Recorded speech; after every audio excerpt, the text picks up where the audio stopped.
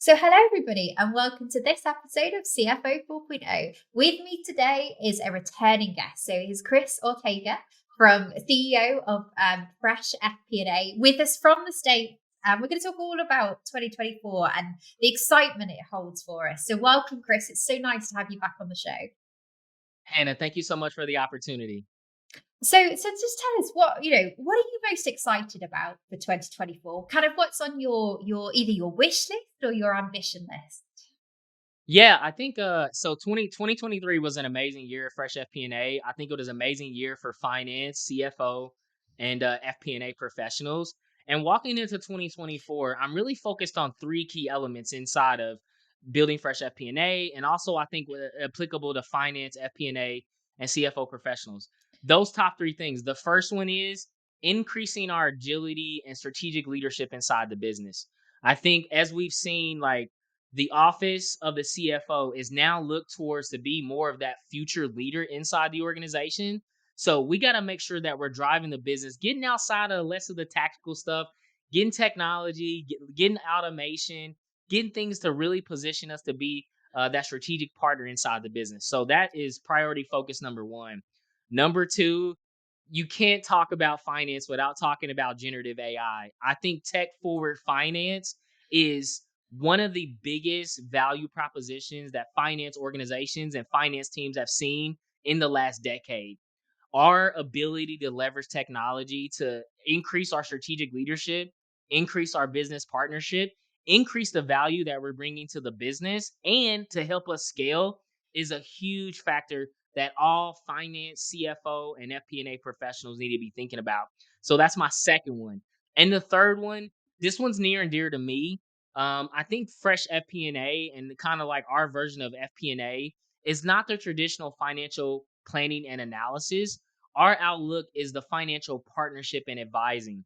So that third element, focusing on the people aspect, right? One of my major challenges and directives that I'm focused on this year is getting outside of a lot of the quantitative things, outside the revenue growth and the sales forecast and a lot of those things, and getting into more of those qualitative elements like the pulse of people, employee engagement, cost of attrition, really looking at some of those people-centric leadership core competencies, I think are the primary focus. So for me, in aligning my personal goals and things that we're looking forward to in 2024 for Fresh FP&A, strategic agility and leadership, tech forward finance, and putting people back before profits. Those are our definite focuses in 2024. And that's an exciting journey for you guys as a business as well. And I agree with you. I think I genuinely feel like tech is going to take this massive leap forwards in the next 12 months. And Absolutely. some of the foundations are already starting to come into place, which is really exciting. But before we go too much into obviously Gen AI, because everyone's talking about it, let's just talk about your first point around agility and strategic agility, because I think that is something that technology almost helps us deliver on. And it's kind of the reason to look at tech in the first place, isn't it? To give us the space to actually do the strategic part of our role. So what do you mean and what do you think about when it comes to strategic agility? Yeah, so I think the strategic versus like tactical, this like word gets thrown around a lot. And my version of what tactical is like this is that low value, right? In my 20 years in accounting, finance, FP&A, and financial leadership, Hannah, I never sat across from a business partner and they've never said to me, "Hey Chris, you did a great job of doing that forecast," or "You built a great Excel model." Like nobody has sat there and said that to me, right? Now, where they have said is like, "Hey, Chris, you've been a great partner to help me navigate this uncertainty." What our clients say is like, "We are really lucky to have Fresh FP&A to help us scale our organization," right? So this is what I mean around moving from that like tactical to strategic level value, right? This is what the business demands out of finance, right? Like being a great Excel modeler, like I'm not saying that those technical and tactical skills are devalued, but when you look at the business that we serve, right, they're looking for us to say, "Hey, how are you able to take my business pain and turn that into business productivity?" Now, you can leverage technology, you can do a lot of the tactical things, But the real value is like when you can make that translation. So I think a lot of finance organizations, they're still bogged down in that tactical value prop. And a lot of it starts with you leaders. Yeah, I'm talking to all you CFOs looking at this, right? We're comfortable in our Excels, right? We're comfortable in our tactical operational execution. We're comfortable in our month end close, right? Those are table like that's baseline expectations of what the business expects. Like that's no longer going to move the needle in terms of value, right? So that's a key differentiator that I want everybody to know is when I think about the strategic, how are you helping navigate uncertainty, right? How are you turning pain into productivity, right? How are you being a great communicator? How are you helping the business seek out opportunities? How are you making sure that you're bringing value to not only the relationship, but the bottom line and driving results? How are you building connection inside the organization? Like those are the strategic level core competencies that really level up. And now when you sit across from that business partner, you don't want them to say, "Hey man, this is the best forecast I've ever seen," right? You want to have that seat at the table and that business partner or that client to look across and say, when it comes down to a business level problem that I need a finance support system to help me navigate it, this is the value that my finance organization brings. So I think that's a key differentiator that I want everyone to understand between that tactical and that strategic level partnership and execution. And one of those key elements was navigating uncertainty. And we're obviously living in Yeah, a world, I'm going to call it crazy world. I don't think facts. anyone's going to argue with me when I say it's crazy. Each month is different, each week is different, each day is different. There's so much being Right. thrown at us.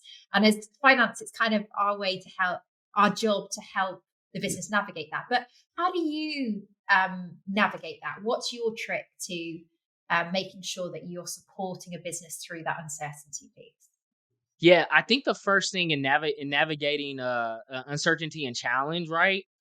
And all my CFOs and finance FP&A professionals, you're gonna look at this and be like, "Wow, we have to stop focusing on precision." Right? Think about finance. Like, let's take a step back. We love to be like as and when I talk about precision, I'm talking 98, 99% confident in whatever plan, whatever metric, whatever model that you're looking to do, right? When you're in a state that we are in right now, where there's continued uncertainty, and that changes from a weekly, monthly, quarterly basis, right? You have to let go of being precise, right?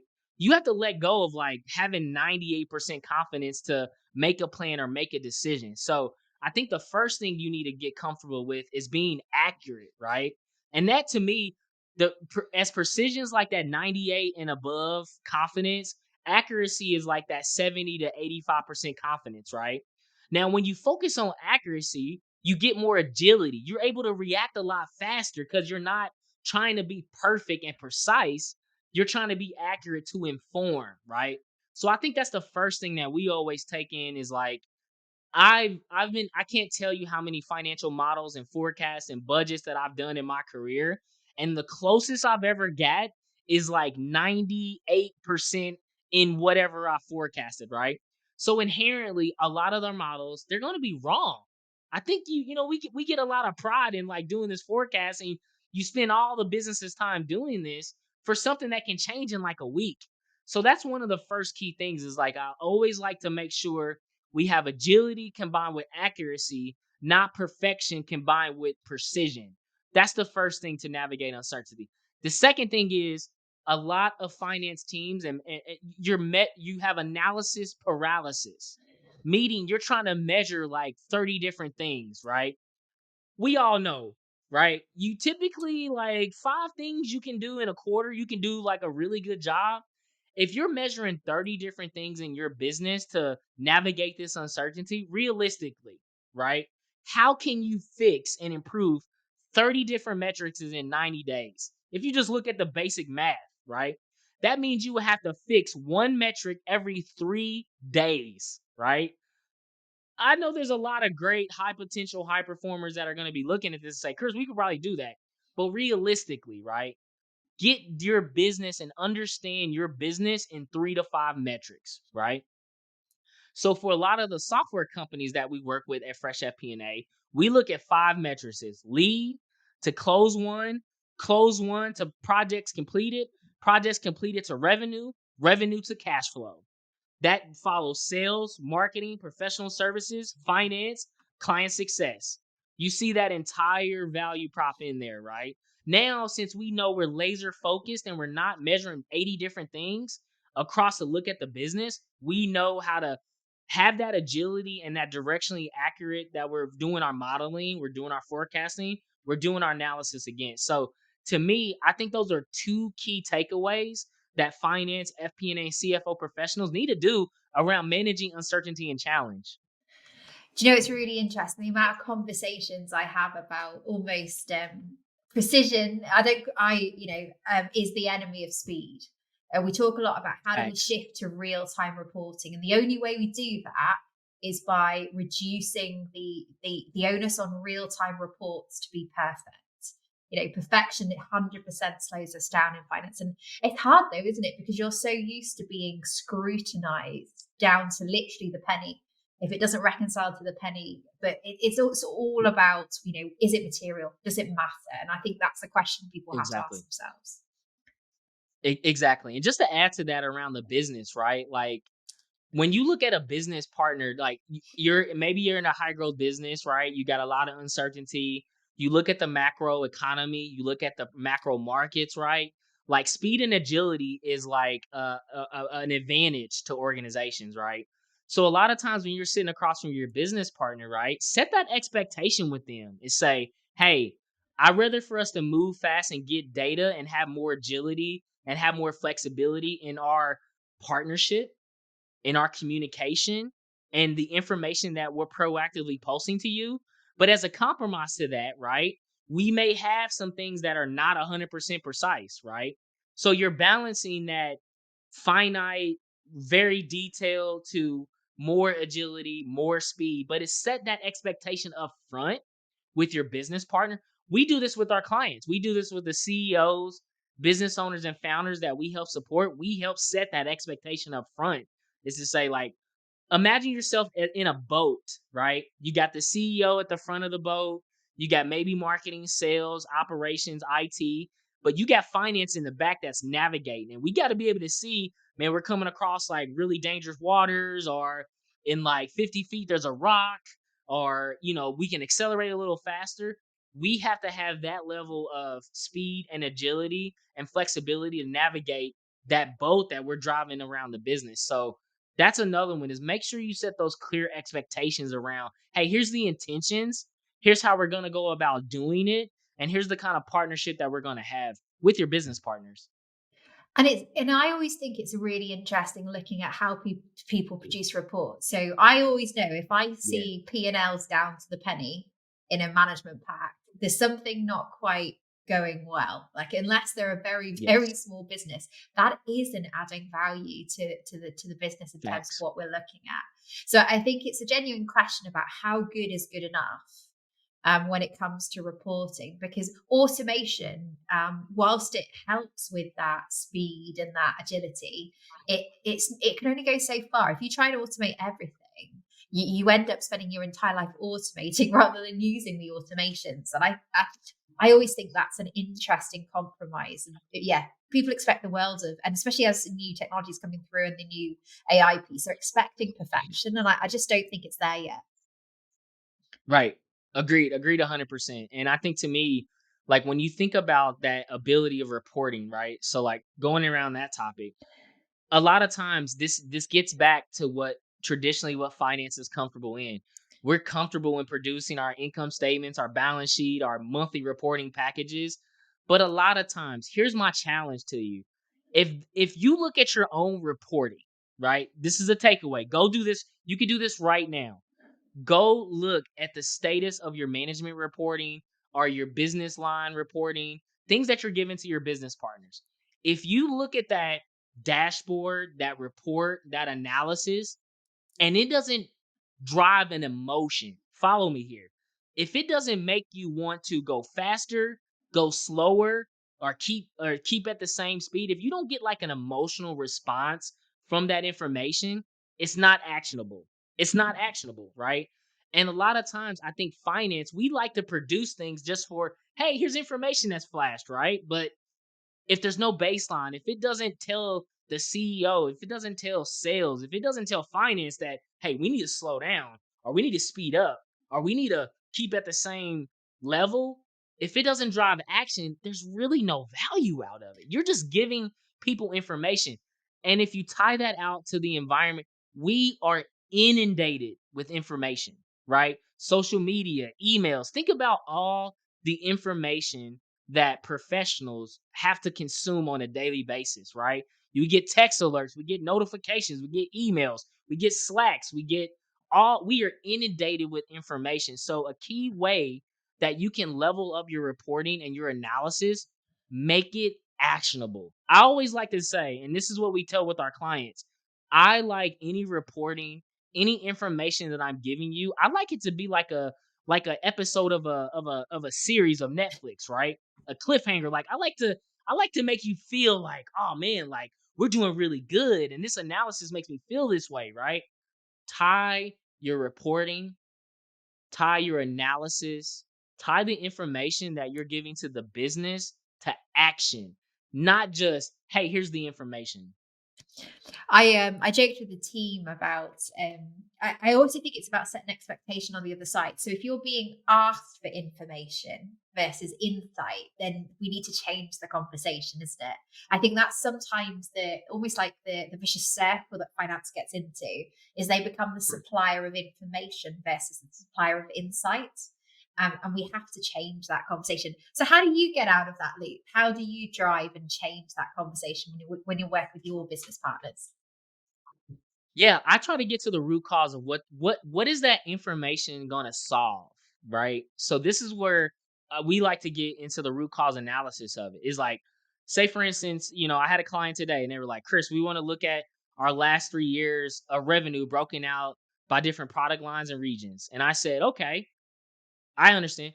What business decision is that going to help you solve? Like, what are you trying to get to? Like this information is going to be able to give you knowledge to make what decision, right?"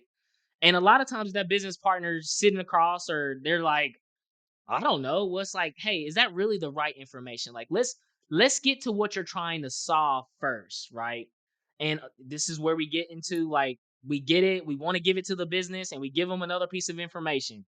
But take that step further. Get to that root cause of like this information is gonna help. How's this information gonna help you make a better decision? How's it gonna bring more clarity to your operations?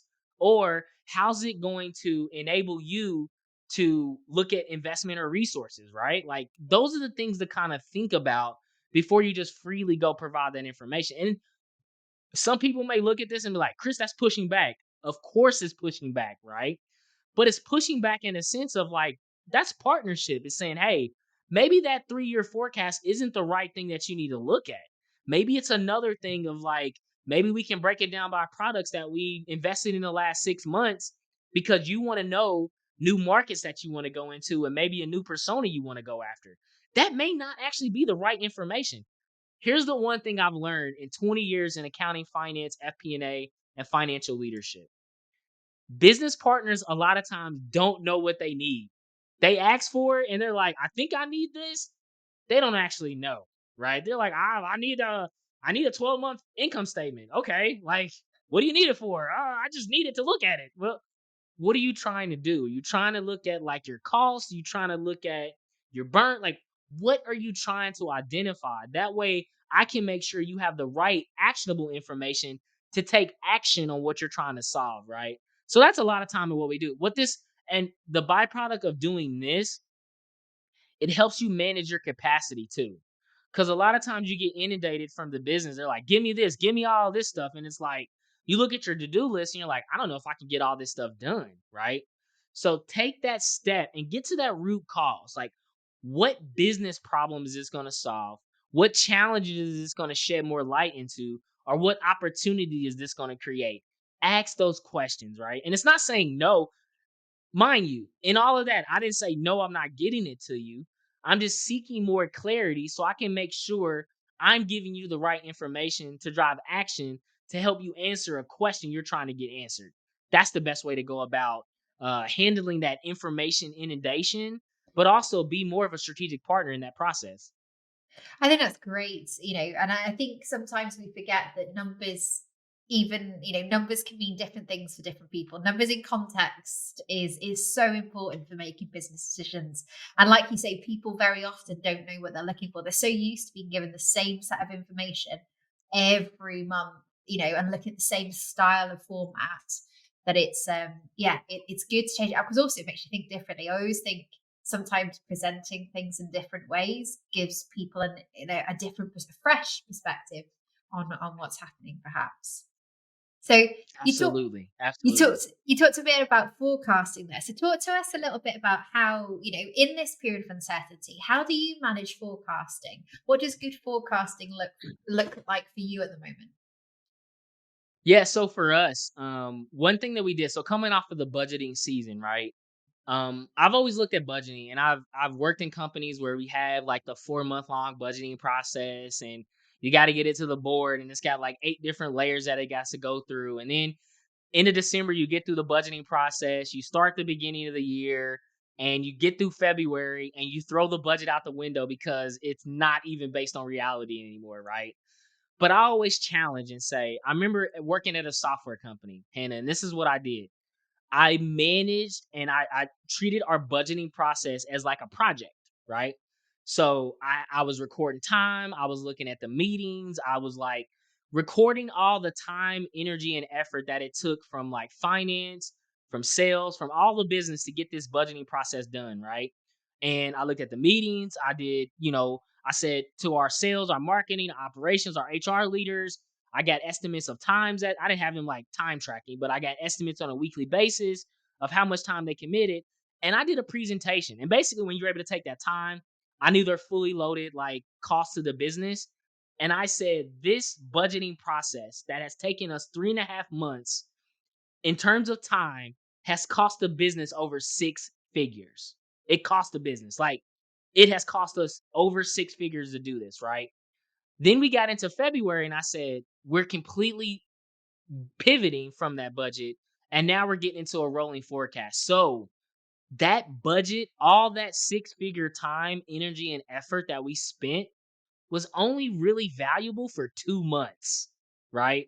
And this was an eye opening presentation. They were like, wow, we probably shouldn't do this. And I said, okay, the next thing we should get into, I think rolling forecasting around your cash, your overall business, and your headcount, that is where you need to spend the most time. Because think about it, a rolling forecast, you're going to constantly be updating with new information.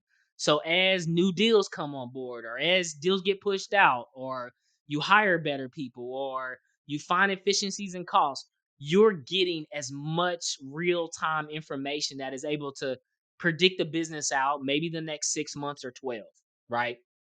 My gold standard that we're working with clients on is a rolling forecast on a 6 months basis. Now, why 6 months? Here's the reality. Do I know what 12 months are going to look like from right now?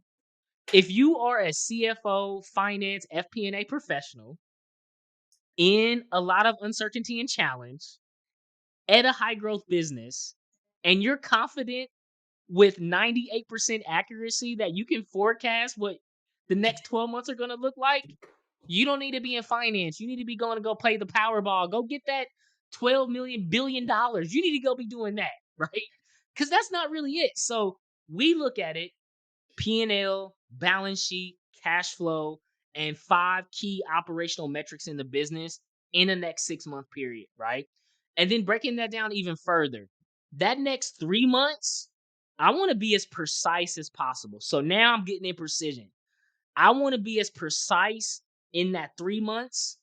Once I get to month 4, month 5, and month 6, I want to be more accurate, right? And then you're constantly retooling that. So another month comes in. Okay, we're forecasting the business out 6 months, right? We're constantly bringing in new information around that, right? That to me is when you look at uncertainty, you look at having more agility, you looking at having more flexibility inside the business. A rolling 6 months with month 1 through 3 focused on precision, Month 4 through 6, focus on accuracy, updating every month with new information that's guiding the business. That is, I think, the new fresh standard around forecasting. Now, some of you may counter and say, well, Chris, we're at a more established business. We got stakeholders, we got, board, we got shareholders, we got, yes, then maybe you adjust that to being 12 months, right? Adjust it based on your business. But my key takeaway on that, the time, energy, and effort spent on this budgeting process, right? Get into a rolling forecast process, get into incorporating more agility, get into incorporating more real-time data that's actionable in your business. Have that as your baseline as you're navigating the business. Again, getting back to that boat that FP&A, finance, and FP&A and CFO professionals are in, we got to be able to navigate that boat. But right now, like, I don't. When you're in a boat, I can't see 12 miles out. When I'm in a boat, I have best confidence in the next, like, 1 to 3 miles that I can see. Right. Make sure you have your modeling, your forecasting, and plans related to that. Right. And here's the bonus to everybody: bring your business partners along. This is Do not make this mistake. Don't make this mistake of doing all these awesome rolling forecasts and plans, and you just give it to the business and say, "Hey, when we look at the next 6 months, here's what our cash burn looks like." Bring them along the process, right? If you want to move fast, move alone.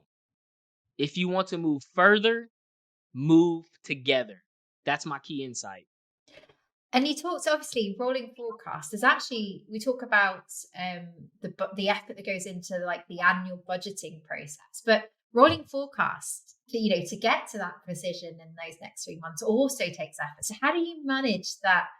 Correlating the wider business and your business partners to actually get on board with this as an approach. Do you have a process that you follow? Do you do bottom up? Do you do zero based? What's your approach?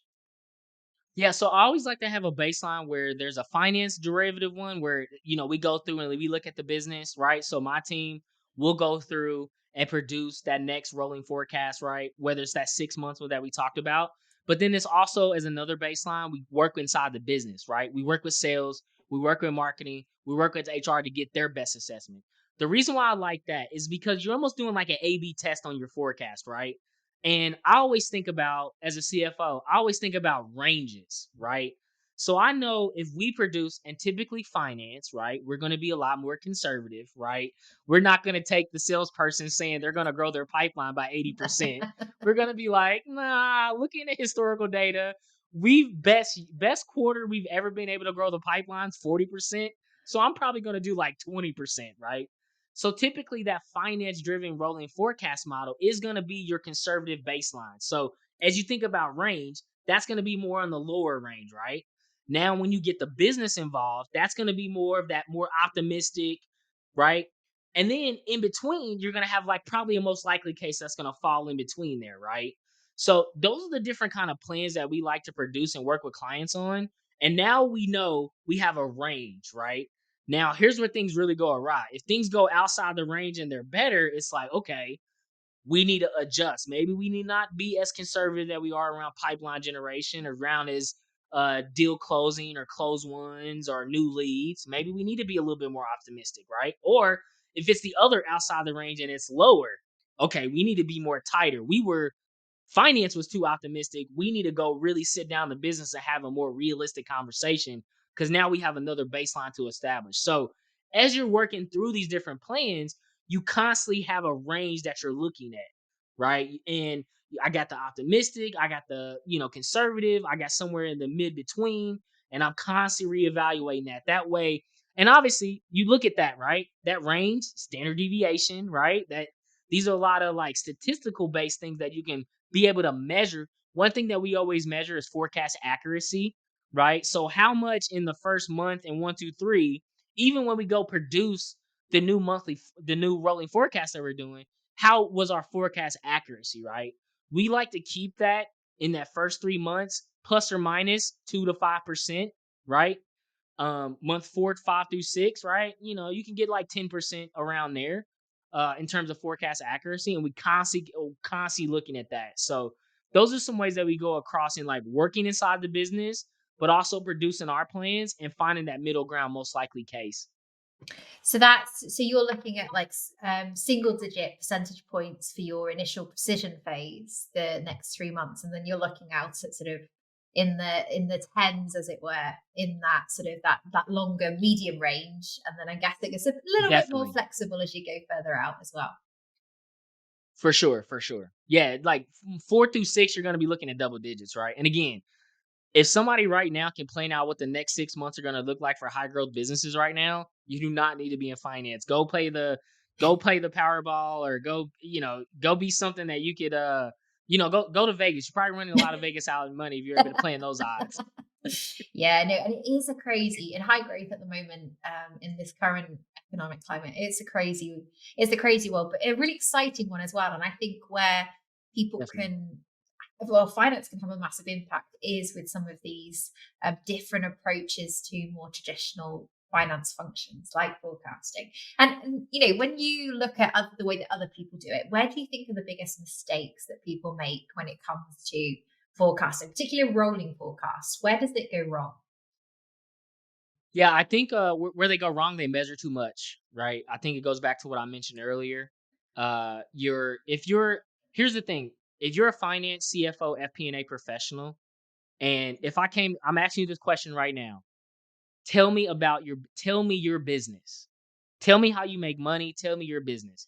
If you can't like articulate that down to say, hey, we're in a business. We provide fractional CFO and advisory services to clients. Here's what we do. Here's what our monthly MRR is going to be. Here's the value that we provide, right? You got to be able to know the business, right? And I think too many times, a lot of mistakes that I see in finance and CFO and FP&A professionals, they don't really know the business, right? So how can you inform half precision accuracy when you really don't know the business? You don't know the ideal customer profile. You don't know how the business, the markets that they go after. You don't know the sales cycle. Know the business. If you know the business, you're going to be a better informing the business on those actionable forecasts and models that you want to do.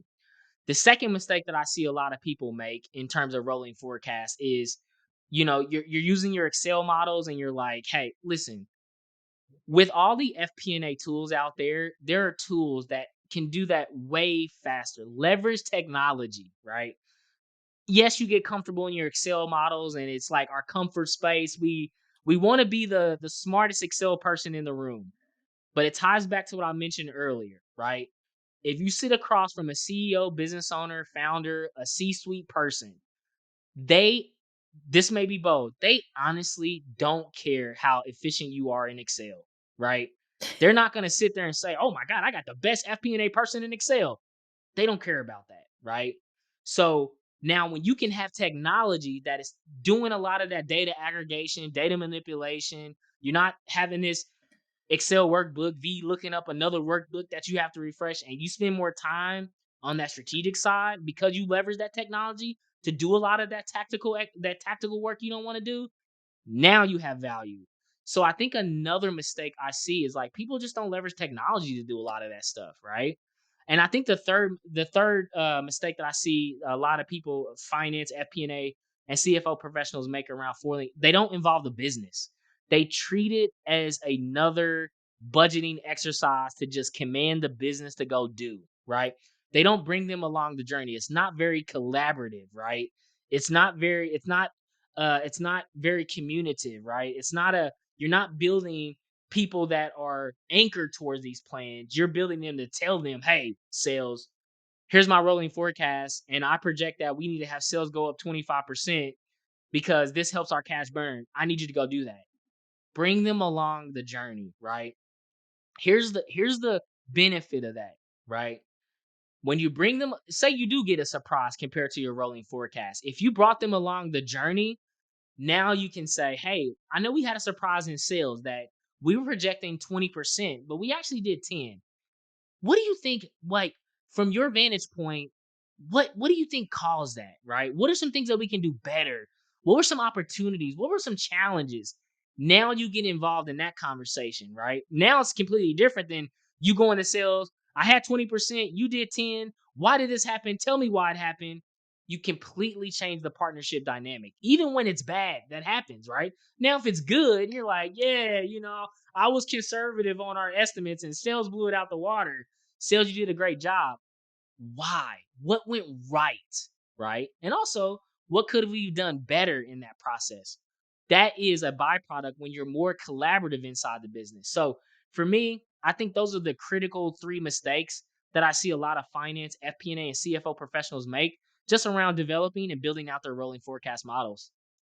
No, absolutely. And I think it's a really interesting comment you made around technology.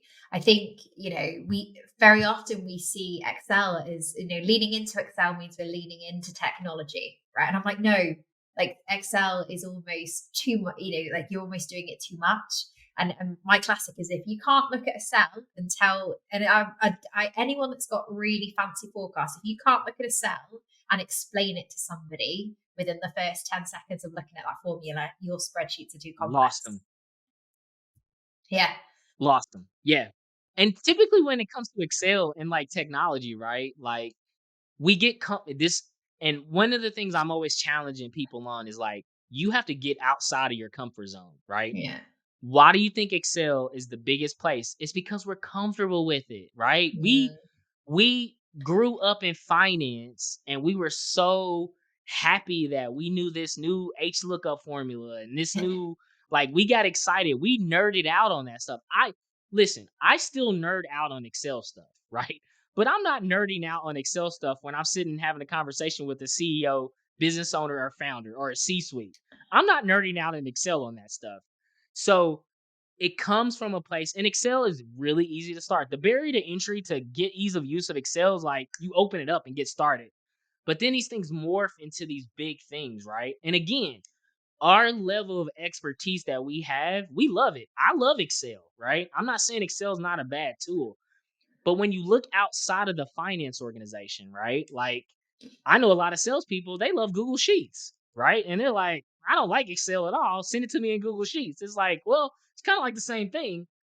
But the whole goal of what I'm saying around that is think about all the time, energy, effort that you spend in doing these Excel models that you could now be focused on more strategic level value because you brought on the technology to connect to your ERPs or connect to your Salesforce or update the models with actuals by clicking. Technology is a superpower for the foreseeable future for finance and CFOs. And I guess on that topic, I'm going to ask you to get out your crystal ball, Chris, and tell us, what are you seeing in the future in the next 12 months? What's exciting you about where finance is going? I think my crystal ball, the first one is around generative AI. My crystal ball looking to that, I think 2023 for the office of the CFO was all about the theory of generative AI, right?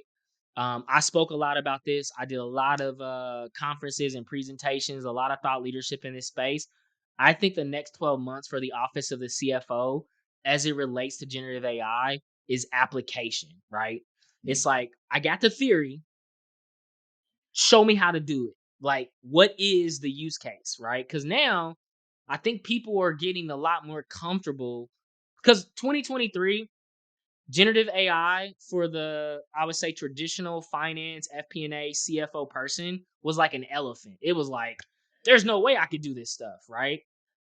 The year of 2024 is now, how do I break down that elephant one leg at a time, right? So I think the major theme around generative AI for finance, FP&A, and CFO professionals is all around application. Like, make it make sense. Like, give me use cases. How do you turn it? How can I leverage this to have value that I can give back to the business?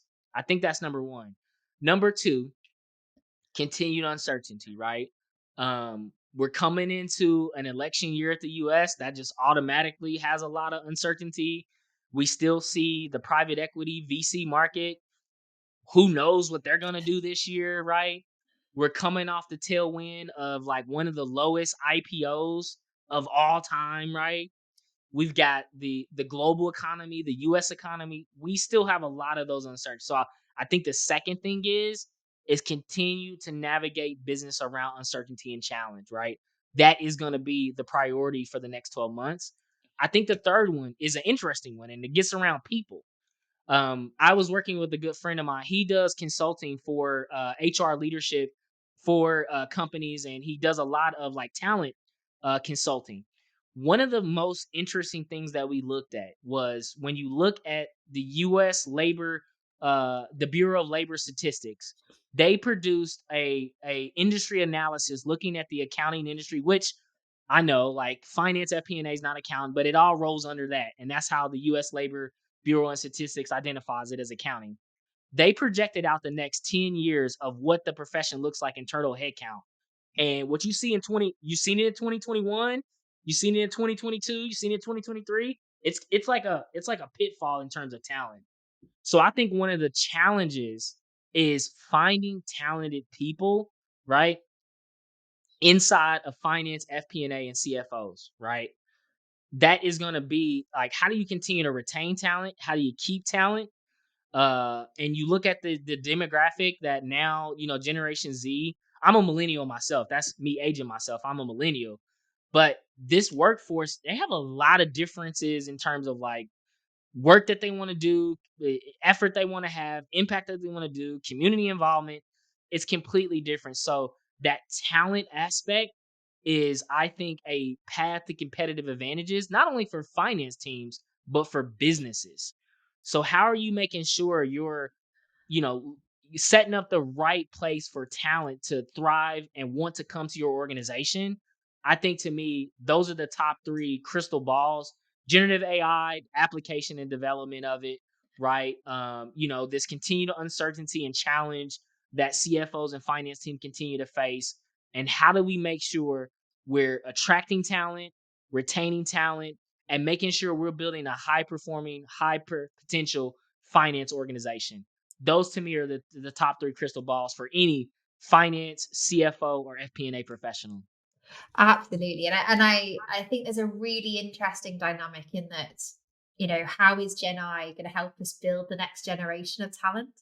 Because actually some of those more entry level roles are going to change.